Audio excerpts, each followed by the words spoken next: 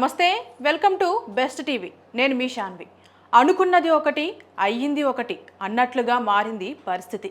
Delimitation విషయంలో మోడీ సర్కార్ అనుసరించిన అస్పష్టత వైఖరితో ఒక మంచి అవకాశాన్ని, దక్షిణాదిని వెంటాడుతున్న ముప్పును తొలగించే అవకాశం చేజేతులారా పోయిన పరిస్థితి. దక్షిణాదికి నష్టం జరుగుతుందని పెద్ద పెద్ద మాటలు చెప్పిన దక్షిణాది ప్రముఖులే తమ తీరుతో దక్షిణాదికి నష్టం చేసేలా వ్యవహరించారా అంటే కొంతమేర అవునని చెప్పక తప్పదు. ఇందులో విపక్షం పాత్ర ఎంత ఉందో మోడీ సర్కార్ బాధ్యత కూడా అంతే ఉంది.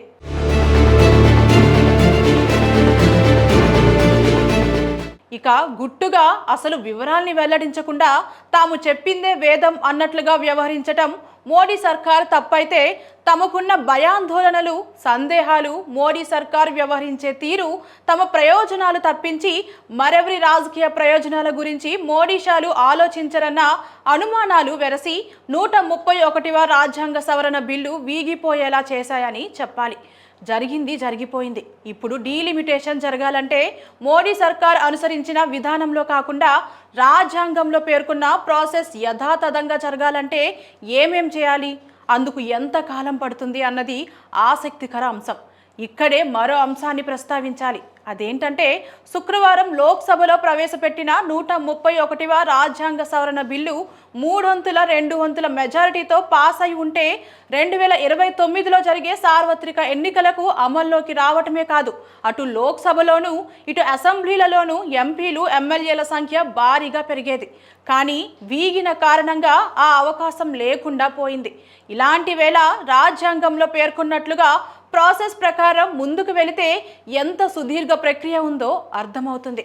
అయితే రాజ్యాంగంలో పేర్కొన్నట్లుగా డీలిమిటేషన్ ప్రక్రియ సాగాలంటే తొలుత రాజ్యాంగంలోని ఆర్టికల్ 82 ప్రకారం 2026 తర్వాత జరిగే జనాభా లెక్కలు ఆధారంగా డీలిమిటేషన్ జరగాలి. ఇందుకోసం డీలిమిటేషన్ కమిషన్ ఏర్పాటు చేయాలి. పార్లమెంట్ ఆమోదం పొందిన తర్వాత రాష్ట్రపతి ఒక స్వతంత్ర డీలిమిటేషన్ కమిషన్ను ఏర్పాటు చేస్తారు. దీనికి సుప్రీంకోర్టు రిటైర్డ్ న్యాయమూర్తి నేతృత్వం వహిస్తారు. ఈ కమిషన్ రంగంలోకి దిగి రాష్ట్రాల వారీగా జనాభా లెక్కలను పరిశీలించి నియోజకవర్గాల సరిహద్దుల్ని నిర్ణయిస్తుంది. దీనిపై ప్రజల అభ్యంతరాల్ని స్వీకరిస్తుంది. అనంతరం గెజిట్ విడుదల చేస్తుంది.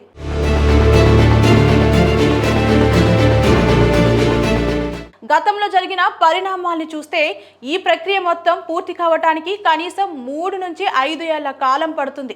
అంటే 2026లో రాజ్యాంగ సవరణకు ఆమోదం లభించేందుకు పార్లమెంటులో బిల్లు ఆమోదంతో పాటు రాష్ట్రాల ఆమోదం జరగాలి. ఒకవేళ 2026లోనే దాన్ని పూర్తి చేశారని భావిద్దాం. అప్పుడు జనాభా లెక్కల సేకరణను పూర్తి చేయాలి. అందుకు మరో ఏడాది పడుతుంది. అది పూర్తయ్యాక డీలిమిటేషన్ కమిషన్ను ఏర్పాటు చేయాలి. అది 2027 మధ్యలో జరిగిందని అనుకుందాం. రాష్ట్రాల వారీగా సరిహద్దులు గుర్తించి ముసాయిదా ప్రతిపాదనలు సిద్ధం చేయడానికి కనీసం 2029 వరకు పడుతుంది. అప్పుడు ప్రజలాభివృద్ధి సేకరణతో పాటు రాజకీయ పార్టీల అభ్యంతరాన్ని స్వీకరించాల్సి ఉంటుంది. అందుకు మరో ఏడాది సమయం పడుతుంది. ఇక ఇదంతా విజయవంతంగా ఎలాంటి వివాదాలు లేకుండా సాగితే రాష్ట్రపతి ఆమోదం పొంది చట్టబద్ధమైన ఉత్తర్వులు జారీ అయ్యే వీలు ఉంటుంది. అదంతా జరిగే నాటికి 2031 పక్కాగా అవుతుంది. అప్పుడు కొత్త సీట్లతో మొదటి సార్వత్రిక ఎన్నికల అమలు 2031 లేదు అంటే 2034 ఎన్నికల నుంచి షురు అవుతుంది. శుక్రవారం 131వ రాజ్యాంగ సవరణ బిల్లును ప్రవేశపెట్టడం విపక్షాల కారణంగా తీర్మానం వీడిన నేపథ్యంలో ప్రభుత్వం మరిన్ని చర్చలు జరపాల్సి ఉంటుంది. లేదంటే కొత్త ప్రతిపాదనతో రావాల్సి ఉంటుంది. అదే జరిగి మరింత టైం పడితే ఇప్పుడు వేసిన లెక్క మరింత మారుతుంది.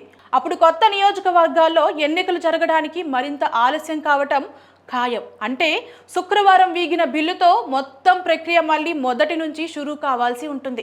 ఇలాంటి వేళ మోడీ సర్కార్ ఎలాంటి తీరును ప్రదర్శిస్తుందన్నది చూడాలి. ఇవి ఇవాల్టి అప్డేట్స్. మరిన్ని అప్డేట్స్ కోసం మన ఛానల్ని సబ్స్క్రైబ్ చేసుకోండి. అలాగే మీ ఒపీనియన్ ఏంటి కింద కామెంట్లో తెలియజేయండి. మన వీడియో కనుక నచ్చినట్లయితే లైక్ చేసి షేర్ చేయండి. Thank you.